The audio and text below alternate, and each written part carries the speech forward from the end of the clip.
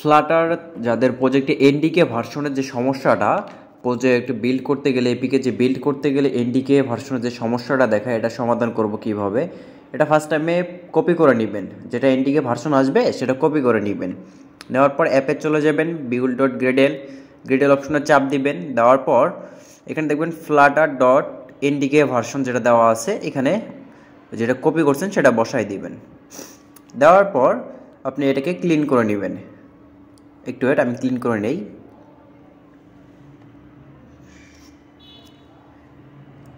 Clean করা হয়ে গেলে একটু ওয়েট করতে হবে আপনাদের। দেন গেট করে দেব। হ্যাঁ, এখন আবার এপিকেটা বিল্ড করব। এখন দেখবেন আর কোনো ইরোর আসবে না, বা এনডিকে ভার্সনের যে সমস্যাটা ছিল সেটা আর আসবে না। একটু ওয়েট করেন।